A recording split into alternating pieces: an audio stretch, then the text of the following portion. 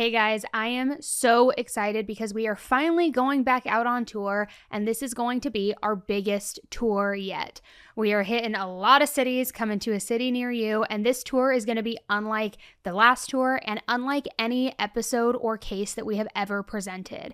It's going to be an all-new exclusive case, an entirely new approach, interactive with you guys, and it is just going to be so great. I am so excited to connect with all of you guys. I am very eager for you to hear this case, and it's just going to be an unforgettable night. So tickets are on sale now, but grab yours now before they're gone. You can get all of the information at annieelise.com. I will also link it in the show notes, and I'm really excited to see you there. So head to annieelise.com, grab your tickets, and I'll be seeing you soon. Ana Walshe, 3 young kids at home. Where did she go? We know that there was evidence that she once was threatened by her husband, then did not cooperate with authorities in the investigation. At 4:55 a.m. on January 1st, he searched how long before a body starts to smell. At 4:58 a.m., how to stop a body from decomposing.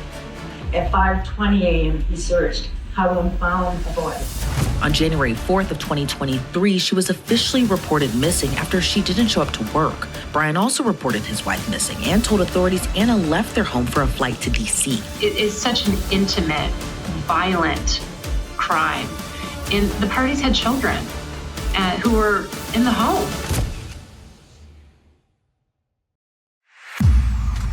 Hey True Crime Besties, welcome back to an all-new episode of Serialously.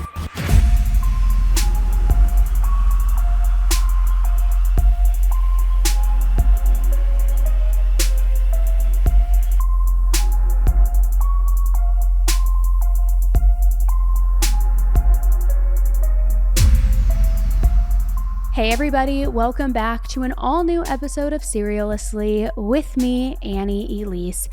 And we have a massive case that we need to talk about today. It's one that I have talked about in the past, starting years ago, but there have been a lot of updates, and I feel as though this case is now kind of rediscovering a whole new interest, and people are finding it because everybody was glued, obviously, to the Karen Read case, right? And this case has a lot of the same players, cough, cough, Michael Proctor. And it is just, on the surface, when you don't even include all of that, it is just such a wild case. It is like the dumbest murderer on the face of the earth is involved in this case. And you know, I say it all the time. I love to see criminals big, dumb, and stupid. And this guy is like a grade A freaking moron. His Google history says it all. He is so freaking beyond shady. He looks like, who's that guy from Family Guy? Is it Quagmire? Like the guy with the big rectangle head? Literally, he looks like that. And I usually don't come for people's looks, but if you're a murderer, it's kind of like gloves are off. I can do whatever I want. And this guy is just a freaking moron. And we love to see it though, because it's like we love when idiots think they can get away with murder and you end up getting caught because you're such a freaking moron that you Google literal things of like how to dismember, how to cover up, how to do this, what hacksaw is the best. Like we know you're an idiot, and like you know, we love to see it. So anyway, in today's episode, I'm going to be going over some of the updates of the case. I'm also going to be stitching together some of the pieces from the previous episodes where I've covered this case, because it's been years and years and years, and I just want it all in one easy place so that you can learn about the case start to finish and hear everything that you need to hear.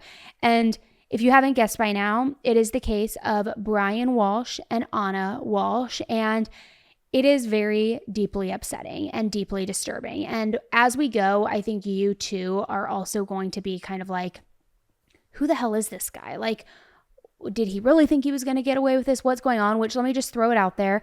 Everything that is in this episode is alleged. He has not been convicted and found guilty at the time of this recording. So, innocent until proven guilty. Insert big eye roll here. No, seriously though, this case is deeply haunting and very upsetting, and it just deserves to have a bigger spotlight on it. And a lot of people, like I said, they are curious about this case, especially coming off the heels of everything that went down with Karen Read. and Michael Proctor's involvement. So I'm going to break down everything, and I'm also going to be, like I said, putting updates along the way so that you just have the full, most up-to-date version of this case. But let me start by just asking you this simple question, okay? What if the person that you built a life with turned out to be hiding something extremely dark, something extremely dangerous? Because that is what's happening in this case. It really does have it all. It has betrayal, a missing mom of 3, Google searches that are literally straight out of a freaking horror movie, and even fake Warhol paintings. Andy Warhol, the famous artist, okay? So like I said, this is the case of Ana and Brian Walshe, and we are going to get right into it. Ana Walshe is a 37-year-old mother of 3 from Cohasset, Massachusetts. She's a very beautiful woman, standing at 5'2" and around 115 pounds. She has brown hair, brown eyes with an olive complexion. Now, those who knew Ana say that she speaks with an Eastern European accent. She is a native of Serbia and came to the United States in 2005. Before coming to the States, Ana was commuting back and forth between Serbia and Washington, D.C. on summertime work visas. She is a very career-driven woman who was just full of all kinds of levels of intelligence. Ana is multilingual and able to speak not only English and Serbian, but also French, Spanish, and Croatian. She graduated with her bachelor's degree at the University of Belgrade in Belgrade, Serbia, and then obtained her master's from Ivy League Cornell University in New York. Ana went on to work many hospitality jobs before her most recent job with Tishman Speyer as their regional general manager in Washington, D.C. and the Baltimore area. She commuted during the week to Washington, D.C. for this job and stayed in a townhouse in the area that she had purchased back in March of 2022 for $1.3 million. According to friends and court records, Ana and her husband Brian married in 2015. Ana is also a mother of 3 small children between the ages of 2 and 6 years old. So now let's change gears for a second and talk about Ana's husband, Brian Walshe. Well, it's a little harder to find out information on him because unlike Ana, who is a very much active person on social media, Brian is the complete opposite. Brian is 47 years old and is the co-founder and CFO at LETS, which means Leadership and Effective Teamwork Strategies, which actually seems to be shut down as there is virtually no information on this company at all. The couple has been featured in Boston Magazine, and Brian has also been featured in the Boston Globe as a Boston-based international art dealer. However, with all of this and this fancy-looking life and this facade that one might believe when reading the paper, Brian does have prior legal issues and therefore is actually currently on home confinement and wearing an ankle monitor. See, in November of 2016, a buyer found 2 Andy Warhol paintings for sale on eBay. The paintings were 2 of Warhol's Shadows, which is a series of untitled abstract canvas paintings from 1978. The original listing price for the paintings was $100,000. In the advertisement, the eBay seller was Brian, and he included a picture of an invoice for the 2 Warhol shadow paintings with Warhol Foundation numbers and a purchase price of $240,000. Now, this buyer on eBay believed that the paintings were authentic because it had the Warhol Foundation numbers, it had that invoice. By all accounts, these were authentic pieces. So between November 3rd and November 5th, 2016, the buyer arranged with Brian to purchase the artwork outside of eBay for $80,000. This is something that oftentimes happens on these websites, whether it's Facebook Marketplace, eBay, any of these sales websites, and you always have to be extremely careful because a lot of the time people will try to skirt around the fees and they'll try to bribe the seller saying, hey, if we go off-site, go offline, I'll pay you less, but eBay won't take the fees. So essentially you may actually be making equal or more. Is that okay with you? But what happens when you do that is you don't know who you're buying or selling to. And if it's off-site, you don't get a lot of the protections that come with those websites and the guarantees and the security of where your money is being transferred and sent to. But in any event, that's the deal that these 2 made outside of eBay. So Brian and the buyer signed a contract which specified that the buyer had 3 days to terminate the contract and get a full refund if the buyer did not accept the artwork. On November 7th, 2016, the buyer's assistant flew to Boston and met Brian in person to retrieve the paintings and provided him with the cashier's check for $80,000. According to bank records, the cashier's check was deposited that same day into an account that Brian controlled, and $33,400 of it was subsequently withdrawn in the following 2 weeks. The day after purchasing these paintings and retrieving them, the buyer, of course, wanted to take a look at them, wanted to look at the authenticity of them, and wanted to check them out, knowing that that window was closing for this 3-day guarantee or refunds policy that Brian put forth. So on November 16th, the buyer removed the paintings from the frames and found no Warhol Foundation authentication stamps and noticed that the canvases and staples looked new. So when he compared the paintings to the photographs from the eBay listing, they did not look identical. The buyer concluded that the paintings he purchased from Brian were not authentic. The buyer then repeatedly attempted to contact Brian, who initially did not respond, and then was making excuses for the delay in refunding the buyer's money. The buyer was Ron Rivlin, the owner of Revolver Gallery in California, the largest Andy Warhol gallery in the world. Ron said that he's bought thousands of Warhols, and this is the only purchase that got him. He was so familiar with the art, but this guy had somehow tricked him into this. He said he was good. He had a clever playbook and an Oscar-worthy performance. He also stated that when he first met Brian, Brian came off as charismatic, articulate, and professional. However, according to Ron, Brian's demeanor completely changed when he was caught lying about the fake paintings, and he was very tactful in how he played the legal system.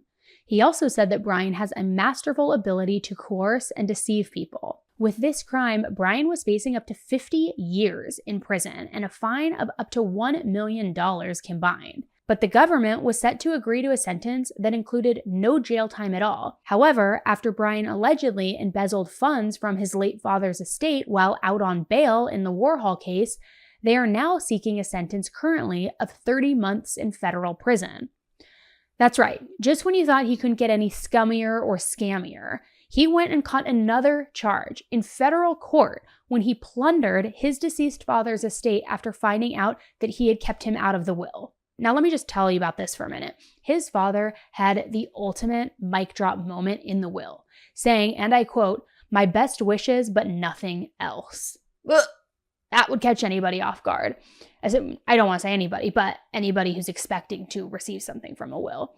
So according to court filings, Brian illegally helped himself to more than $100,000 in cash, paintings by Miro and Dali, pottery, art glasses, and even a car belonging to his father's estate, which he then sold off. Now, when this case went to federal court, the rightful managers of Brian's estate had the opportunity to send letters to the judge, talking about how the embezzlement truly affected them.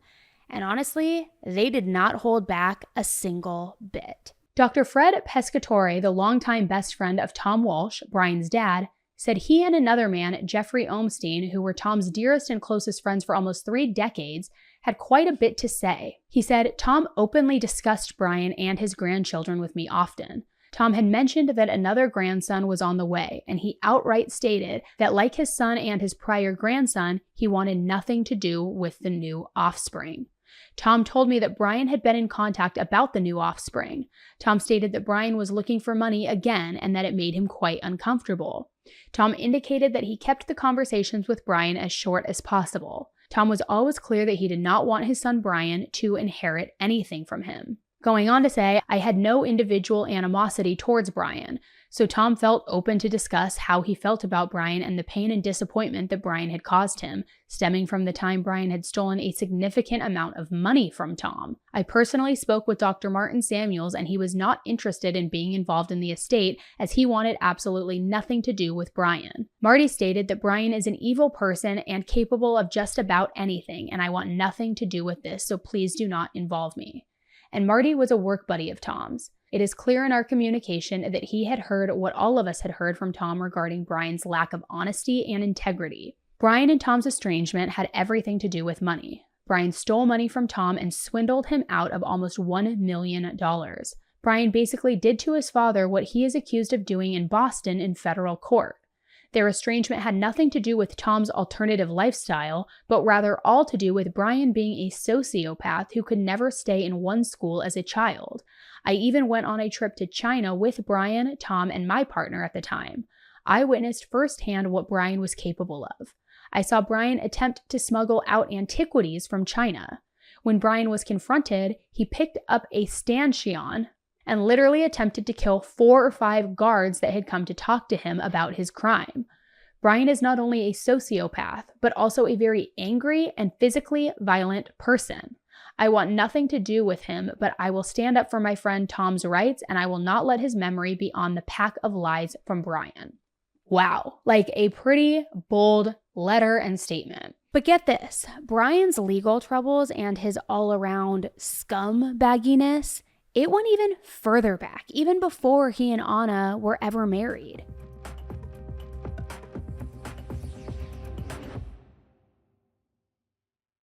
Okay, you guys know I am all about taking charge of my own health, right? I feel like all of us should, and that's why I chose Function Health. I've talked to you about it before, but it's honestly the only health platform that I have found that gives you the access to real data about your body, stuff that you normally never get to see. We're talking over 160 biomarkers, everything from heart and hormone levels to toxins, inflammation, even stress. And the coolest part of it, you can add on MRIs and CT scans, all tracked in one secure place so that you can actually understand what's going on inside your body. Think about it. Our normal annual labs, they're usually just to check 20 basic markers. No hormones, no real insight. You're told, you're fine even when you don't feel fine. Function flips all of that. They give you the real picture, like how well your thyroid is working, or your vitamin D levels, or even advanced markers for heart health. I genuinely believe that this is the new normal in healthcare. And right now, if you use my link, the first 1,000 people get a $100 credit toward membership. Just go to functionhealth.com/AE and use my code AE100 when you sign up. Take control of your health and actually see what's going on inside your body. You'll thank yourself later, trust me.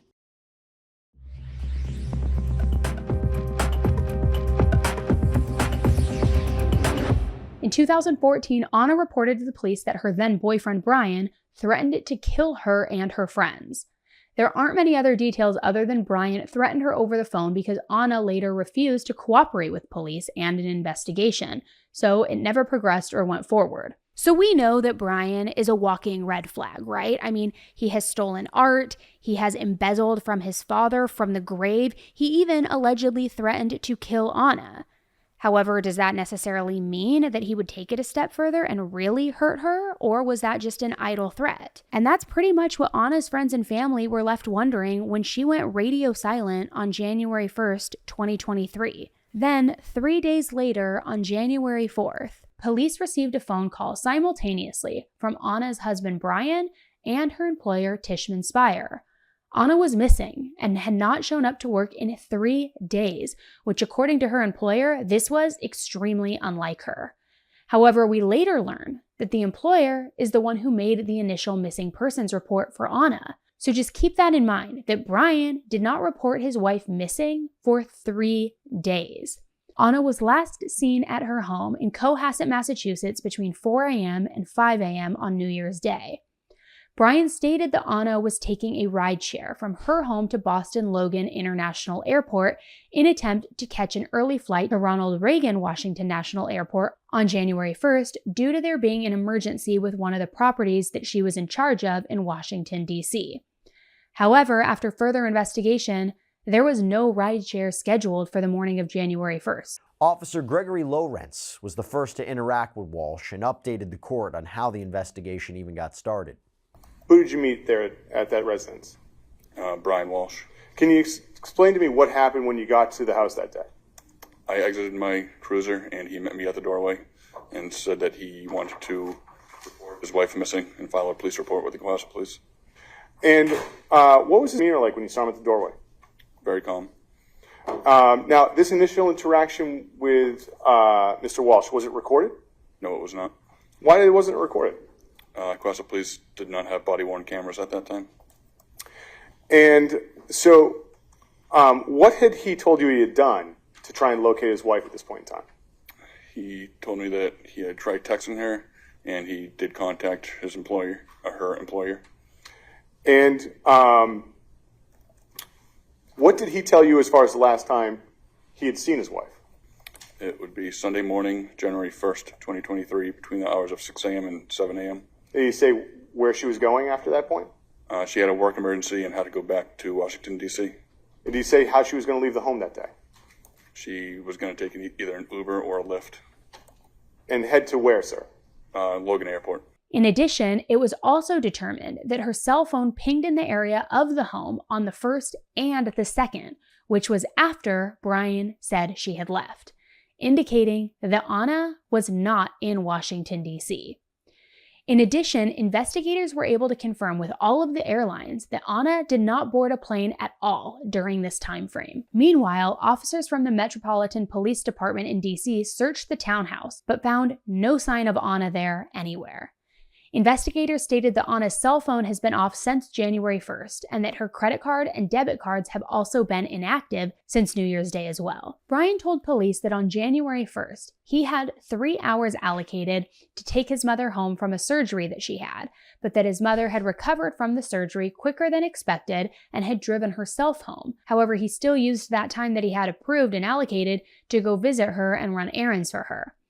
So Brian says in that time, he left the couple's home without his phone, got lost on the way to his mother's house, and then later went to both Whole Foods and CVS. But when police pulled surveillance video from those stores, Brian was nowhere to be found. But you know where they did see Brian? At Home Depot. And on surveillance, he was seen with a cart full of cleaning supplies, including cleaning products such as mops, brushes, tape, tarps, a Tyvek suit with boot covers, buckets, goggles, baking soda, and a hatchet. At Home Depot, he was wearing a face mask and rubber gloves, and the total was around $450 for this supplies, and Brian paid in cash. At 5:32 p.m., he was seen on a street camera removing his gloves and masks. The next day, on January 3rd at 4:27 p.m., Brian drove to an apartment complex. Surveillance showed Brian's Volvo pull up to a dumpster carrying a garbage bag. He leaned, and whatever it is in the bag appears to be heavy because of the way that he was carrying it. He walked over to the dumpster and left the garbage bag there. At 4:48 p.m., he went to another apartment complex. Then at 5:10 p.m., he went to a third apartment complex, and video surveillance showed Brian and his Volvo throwing things away at that dumpster. The following day, on January 4th, he went to TJ Maxx and HomeGoods and purchased towels, bath mats, and men's clothing. January 4th was that same day of the wellness check. When police came to the house, the officer saw Brian's Volvo with the back seats laying down and plastic liner laid out on top of the seats. But at this point, they were just doing a wellness check, and he was saying, "No, I haven't seen her. She got on her flight. She was going to DC. I don't know." So the next day on January 5th, the back seats of his Volvo were still down and the carpet seemed to have fresh vacuum streaks on it. The police asked Brian about the liner and he said that he threw it away. Once the car was analyzed, there was still some blood in it. What car did you look at? There's a Volvo XC90. And did you get any permission to look at that car? Yes. And who'd you get the permission from? Mr. Walshe. And what did you notice about the Volvo? In the trunk, the trunk was lined with like plastic sheeting. And so were you able to open it at this point in time? Yes. Okay. Now, sir, fast forwarding to January 5th, which was a Thursday, what did you do to try and locate Miss Walshe that day? I did a lot that day. Let me just go back for a second. I apologize. There was I'll do this from time to time. There was a plastic sheet, you said, lining the rear area? Yes. Is that a trunk or is it more like an open area in the rear of an SUV? The trunk area is a SUV with a hatch. Mm-hmm. So the trunk area, not the seating area. Okay, thanks. So not like a sedan, though, which would have a separate, distinct trunk. It has access to the seats. Correct. If the seats would fold down, you could go from the trunk into the back row. Okay. Right. So I'll call it a traditional SUV configuration? Yes, Your Honor. And we learned that during a later visit to the home, police searched the attic, but they didn't find anything suspicious. Investigators also said that the plastic liner that was originally noted as being in the rear of the SUV, that was now gone. Sergeant Schmidt told the court that investigators questioned Brian Walshe about whether Ana might have taken her own life or abandoned the family. During that interview, what did he say that his normal contact would be with his wife, Ana Walshe, while she was working in Washington? A daily contact. During the interview, did you have the opportunity to ask him whether or not Ana was contemplating suicide? Yes. And what was his response to that? She wouldn't do that. What, if anything, did he say she was unhappy about? Stress from work and distance. And was he asked about extramarital affairs on either side? Yes. What did he say? Neither of them had extramarital affairs. Did you ask, or was he asked on whether or not, if they had had an argument the morning she left January 1? Yes. What was his response? There wouldn't have been enough time that morning. What do you say the biggest argument they had had recently was? She had a 2-week vacation scheduled, and instead of coming home, she was in Belgrade visiting her mother. Now, did he say what was causing stress in their relationship at this point in time? Yes. What was causing stress? The distance, being away from the children. And in addition to the distance, were there any other stressors in their relationship? Prior legal issues. So he had told you that he had another criminal matter going on? Yes. So at this point, things just are not looking good. Ana hasn't been heard from since New Year's, and Brian's alibi does not check out at all. He's also been caught on video making all sorts of suspicious purchases. But that's not all. Buckle up, because things are about to get even worse when the investigators get a hold of Brian's search history. And like we say, the Google history will get you every time. Brian used his son's iPad to do the following Google searches and the following activities. January 1st, at 4:55 a.m., he searched how long before a body starts to smell. 3 minutes later, at 4:58 a.m., how to stop a body from decomposing. A little over 20 minutes later, at 5:20 a.m., he searched how to embalm a body. A little over 25 minutes after that, at 5:47 a.m., he Googled 10 ways to dispose of a dead body if you really need to. Then at 6:25 a.m., how long for someone to be missing to inherit? At 6:34 a.m., can you throw away body parts? At 9:29 a.m., what does formaldehyde do? At 9:34 a.m., how long does DNA last? At 9:59 a.m., can identification be made on partial remains? At 11:34 a.m., dismemberment and the best ways to dispose of a body. At 11:44 a.m., how to clean blood from a wood floor. At 11:56 a.m., luminol to detect blood. Then he pauses for a little bit and comes back to Google at 1:08 p.m. and he searches what happens when you put body parts in ammonia. Searches again at 1:21 p.m. Is it better to throw crime scene clothes away or wash them? On what planet do these criminals actually become stupid enough to Google search all of these things that are very incriminating, then to have their spouse mysteriously go missing either days later or, in this case, potentially days before or the day of? I mean, you are literally asking to get caught. Go to an internet cafe, do anything. You're using your own family's tech devices to make these searches. On what planet do you think you're not going to get caught? It blows my mind. It really, truly does. And this wasn't all of it, because the next day on January 2nd, the searches continued. First, he went to HomeGoods, where he purchased 3 rugs, and then he began his Google searches again. At 12:45 p.m., hacksaw best tool to dismember. At 1:02 p.m., what happens to hair on a dead body? At 1:10 p.m., can you be charged for murder without the body? At 1:13 p.m., what is the rate of decomposition in a body found in a plastic bag compared to a body left on the surface in the woods? Pretty specific, my guy. At 1:14 p.m., he searched, can you identify a body with broken teeth? Which to me, this indicates the teeth were already broken or he was planning to break them to make it so she was difficult to identify. And then he Googles at 1:20 p.m., can baking soda mask or make a body smell good? And unfortunately, these searches were not all that the investigators found that was painting a really grim picture of what truly happened to Ana. Police and crime scene investigators searched Ana and Brian's home. They found blood in the basement, along with a damaged knife and some blood on it. They also found a second knife in the basement. There was also a large tarp on the ground that Brian had purchased from Home Depot. Police tried to locate some of the things that Brian threw away when he first went to those 3 apartment complex dumpsters. The bags were already picked up, though, and taken to a location for shredding and incineration. By the time police figured all of this out, some of the bags and the contents of the bags were already destroyed. However, they did secure and search the dumpsters from Brian's mom's apartment complex. That was the search at the big trash station in Peabody. Investigators found 10 trash bags, and inside the trash bags, many items had a lot of blood all over them. The items included towels, rags, slippers, tape, gloves, cleaning supplies, a carpet, a dress, a black jacket, hunter boots, a Prada purse, and a vaccination card with Ana's name on it. And lastly, a hatchet. Portions of the carpet rugs that they recovered had huge bloodstains all over them, as well as some baking soda. They also found a portion of a necklace that Ana wore frequently, and had a lot of photos wearing it as well.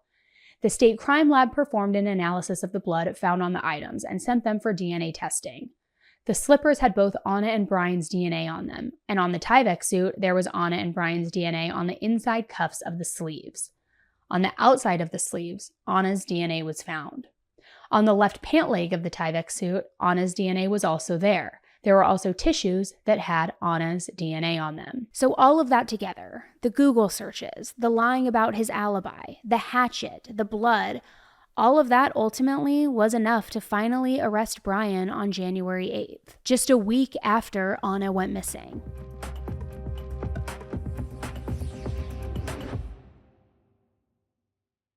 Okay, let me be real with you guys. Every summer, I get this itch to just refresh my closet. But I hate wasting money on pieces that I know I'm only gonna wear once or that won't last past the summer season.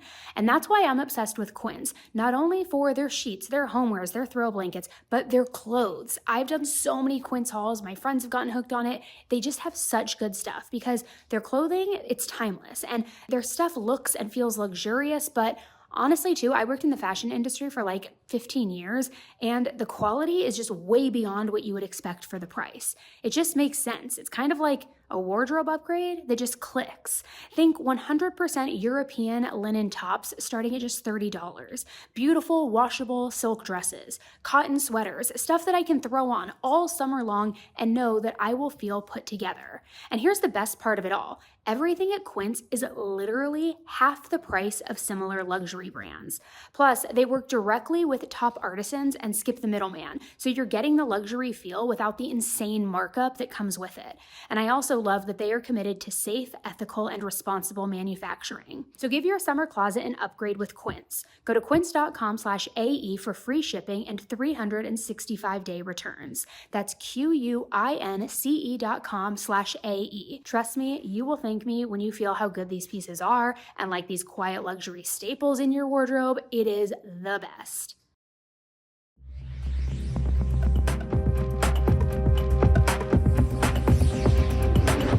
Brian Walshe was charged with misleading an investigation and intimidating a witness, and the judge set the bail at $500,000 cash and set the next hearing for February 9th.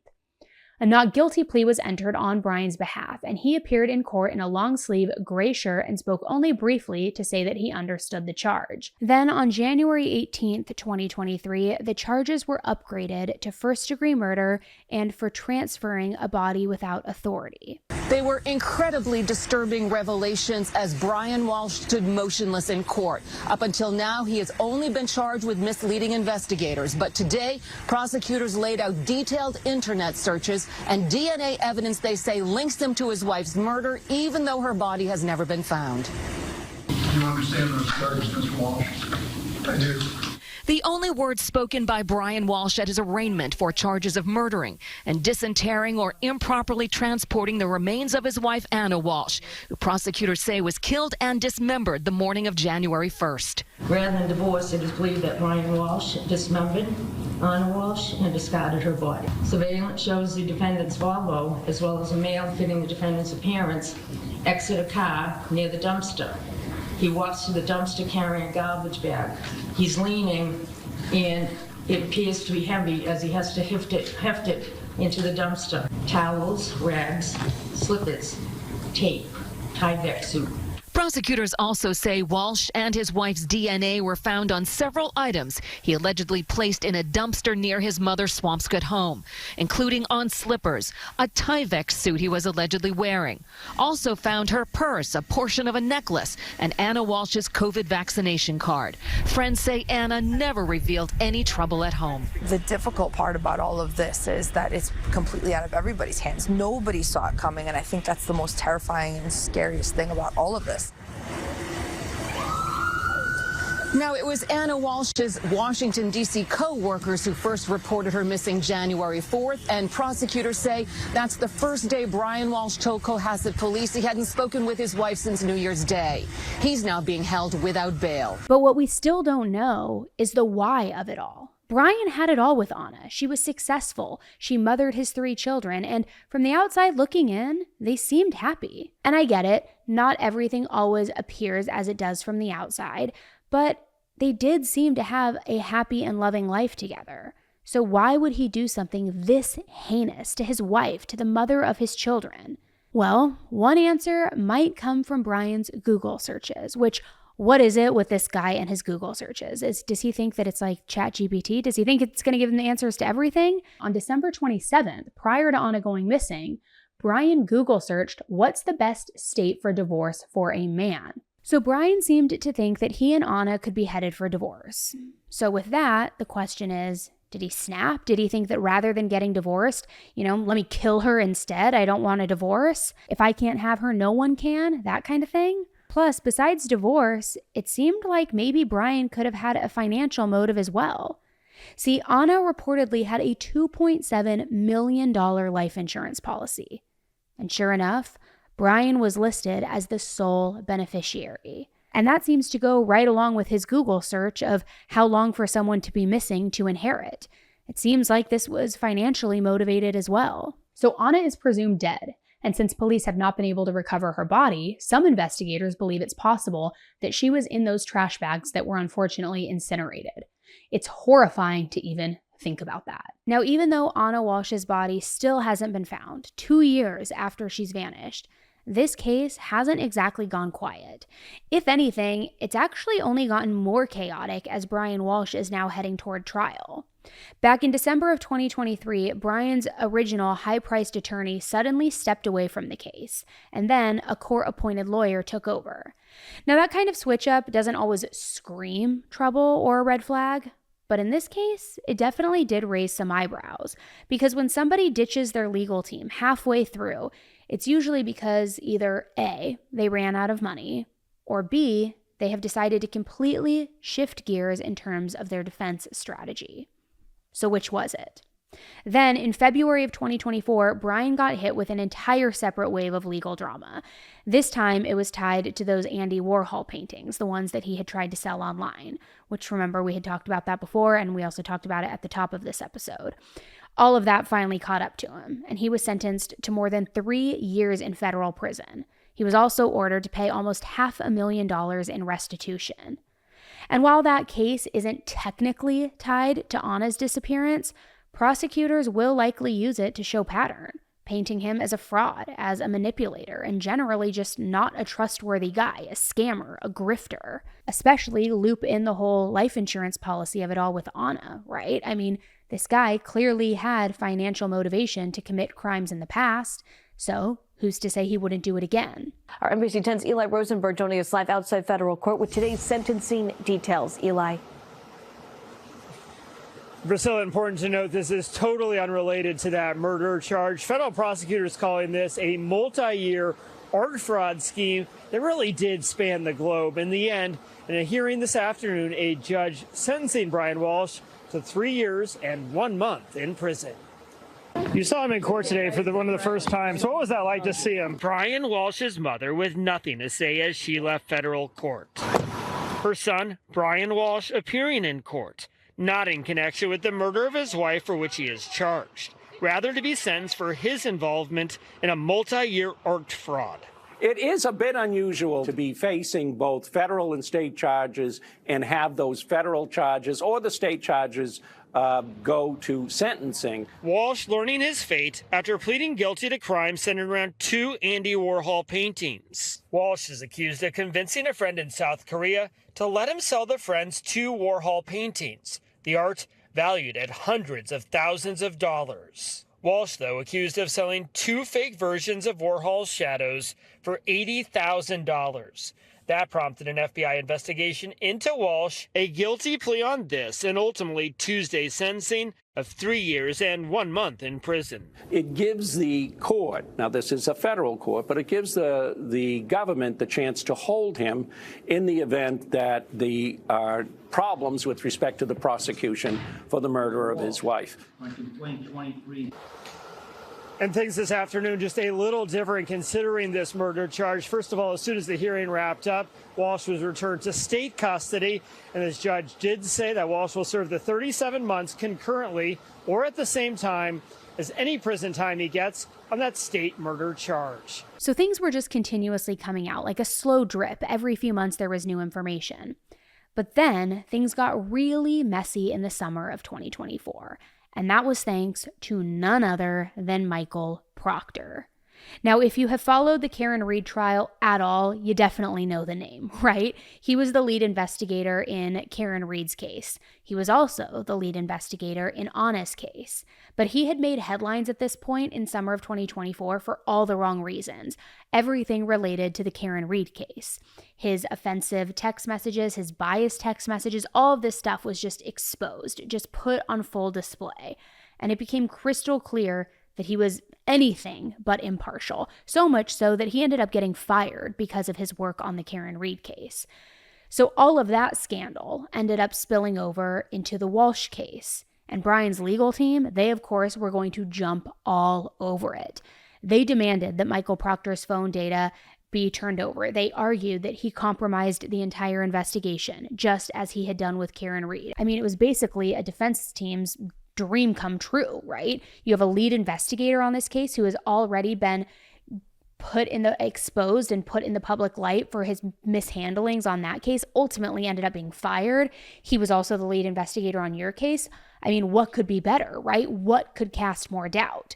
So they jumped all over it.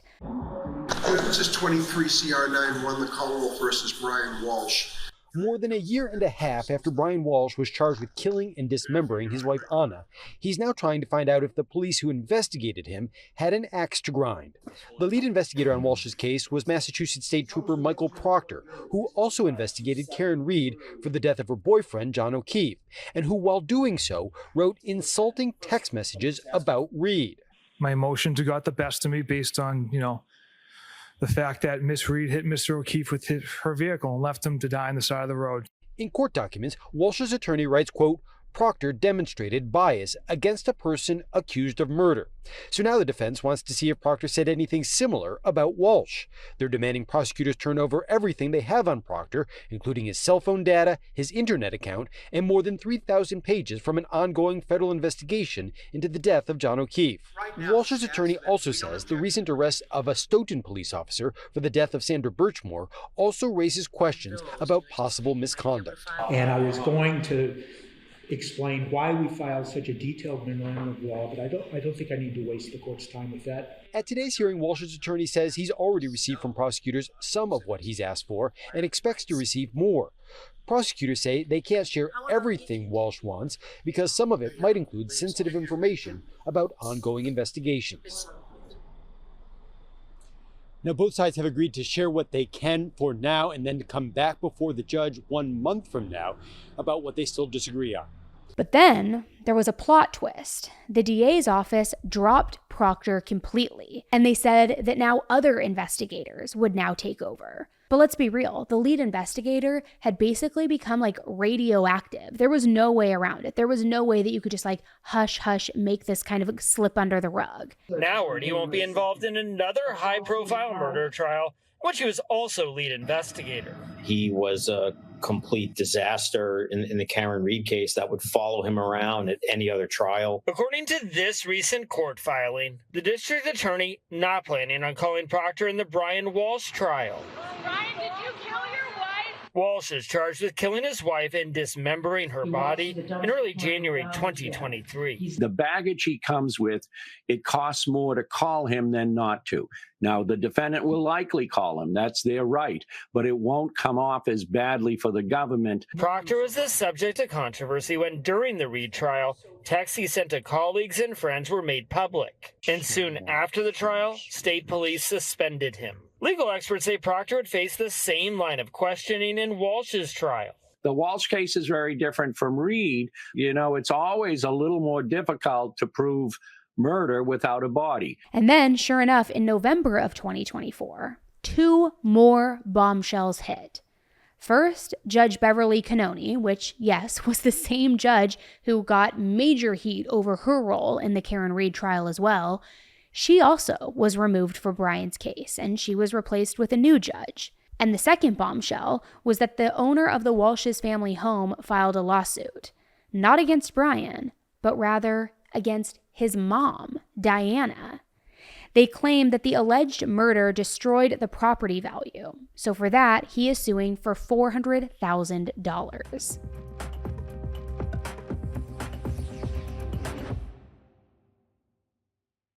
We all know that Ozempic, Wegovy, all these GLP-1s are all the rage right now, right? And if you've ever been curious about GLP-1 medications or wondered if they might be right for you, the first step is finding out if you qualify. And that is where Ro's free insurance checker comes in. It's a super easy tool that tells you which GLP-1 medications are covered by your insurance. No paperwork, no sitting on hold, no guessing. They do it all for you. You just submit your insurance info, and within a few days, you'll get a clear report showing what's covered and whether prior authorization is needed. That's it. No hassle. The reality is, insurance can be ultra confusing, but Ro makes it simple to understand your options so that you can make this next step with confidence. Over 500,000 people have already trusted Ro to check their coverage for free. So if you've been thinking about it or you just want to see if you qualify, go to ro.co/AE. That's ro.co/AE to check your coverage for free. Go to ro.co/safety for black box warning and full safety information about GLP-1 medications.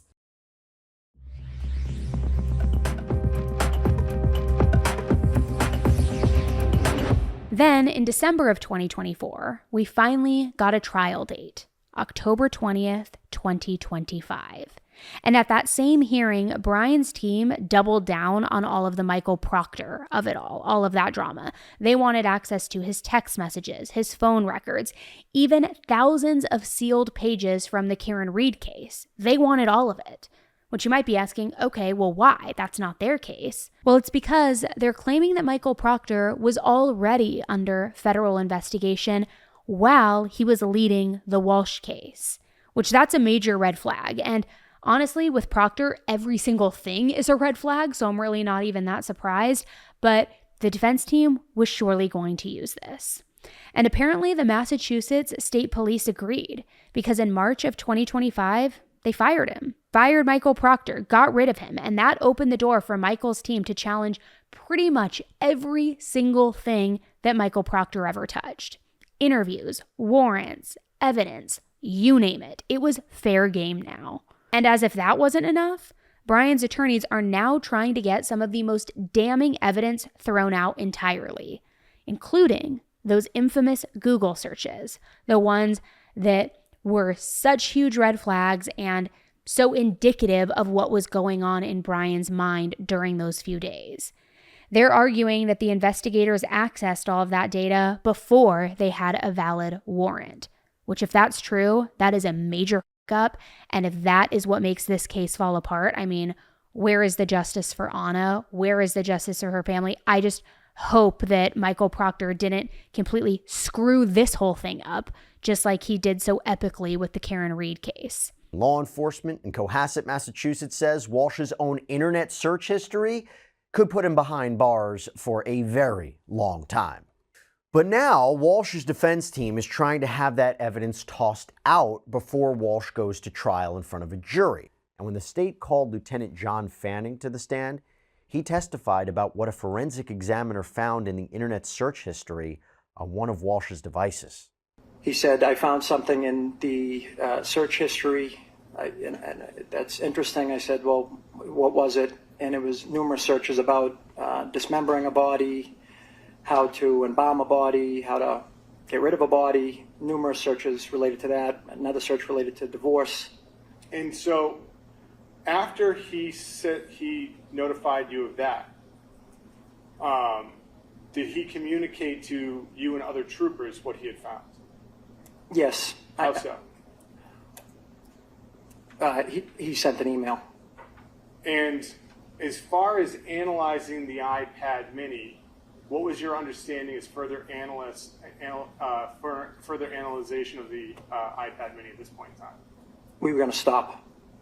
And what was going to be done as far as the iPad mini after stopping? This is the data we're talking about. Yes, we had stopped, and we were going to obtain a search warrant to seize that device. So the defense is arguing that this incriminating search history was discovered without a warrant, right? There's a constitutional violation. And investigators took 8 devices from the Walshe home, including iPhones, iPads. According to the warrant, the forensic searches of those devices had to be limited to communications between December 25th, 2022 and January 6, 2023, a key time period. And communications, not searches for other online activity. That's the key here. And the defense, they question the lieutenant about the issue of consent to search. You are familiar with Massachusetts State Police consent to search forms, correct? Yes. And you didn't use one or try to use one or attempt to fill one out before you took the items, the devices, for Mr. Walshe that day on January 6th, did you? No, we were working together cooperatively to find Ana Walshe, and I was happy that we were working together. No, but I understand your answer, but you didn't use a consent to search form. There was already an agreement, so I think it wouldn't have made sense after just talking to Attorney Minor, talking to Sergeant Buchanan, an agreement in writing to then show up with a consent form. I think Attorney Minor would have had a problem with that. Well, you think that, but my question is simple. You used those consent to search forms. You did not use one in this case. That's correct. And those consent to search forms, without belaboring the point, they're used to make sure that what you do, when it's looked at later on, that there's evidence that there was, in fact, a voluntary consent, and that whatever parameters of any search that was going to be conducted would be followed, and that the person giving consent understood that. Yes. That's all I have. Thank you. And Trooper Nicholas Guarino, the forensic investigator that the lieutenant was talking about, explained what he collected. So you said a search warrant for the home. Were you present for a search warrant of the Walshe home in Cohasset? Yes, I was. And when was that, sir? Sunday, January 8th in the morning. And what was seized from the home as far as devices that morning? There was 3 MacBooks, the iPhone 13 mini, the iPad 6 mini, the iPad 6 with the cracked screen, another iPad that I don't remember the exact model number of, and an iPhone SE. And Trooper Guarino confirmed that he knew the date range in which he could search, but said that communications could include things like web chats that use a browser. During his examination of those details in the extraction, he realized that some of the items in the search history were suspicious. Yes. So once it opened in Cellbrite, would have looked at the timeline view. So I loaded timeline and filtered by the date range that was given. Now, why do you use the timeline view? Multiple reasons. It's the easiest way to pare down the the data by date range, and it gives a comprehensive list of how the devices interacted from the 25th to the 6th, as told. And what did you begin to notice while you were going through this data and the timeline range? So it has every device interaction, what's been done with it. Started seeing searches on the 27th of December for best places to get divorced, worst places to get divorced, best states for divorce. And after the 27th, did you notice anything further that caught your attention when you were analyzing the data from this device? Yes. The morning of the 1st, approximately about 4:55 a.m., began seeing searches of how to dispose of a body. And after starting to see these searches, what did you do? So I went through the information, the data, probably up to about the 2nd, and I saw numerous searches about body disposal, removal of smell, cohesive dump, cadaver dogs at a dump, and I contacted, I went downstairs and contacted Trooper Keefe to tell him what I had found search-wise. Now, to be clear, at the time of this recording, the judge hasn't made a ruling yet on whether those internet searches will come in at trial, which for now is currently scheduled to start October 20th. But I'll tell you this much. Yes, Brian Walshe is innocent until proven guilty, but for his defense's sake, they need to make sure the jury never sees those searches, because you and I both know for criminal defendants, when those searches come in at trial, not great. So yeah, that's where we're at right now. Brian is still set to go to trial this October, yet he continues to claim that he's innocent, despite the bloody knife, the hatchet, the mountain of digital evidence. He still is just saying, I'm innocent, this was not me. The hearing this morning began with a defense motion to dismiss, arguing that the prosecution did not present to the grand jury sufficient evidence to indict Walshe for first-degree murder on the theories of premeditation or cruelty. And bear in mind that in Massachusetts, the first-degree murder statute mandates that prosecutors must prove either premeditation or extreme atrocity. The judge is taking the motion to dismiss under advisement. As of now, Walshe's trial is scheduled to begin in October. It may be some evidence of motive, but it is not evidence of premeditation. It is not evidence of malice, according to the case law. And there's nothing in these... Well, but the evidence of malice that they're going to rely on that was before the grand jury is certainly contained in those searches.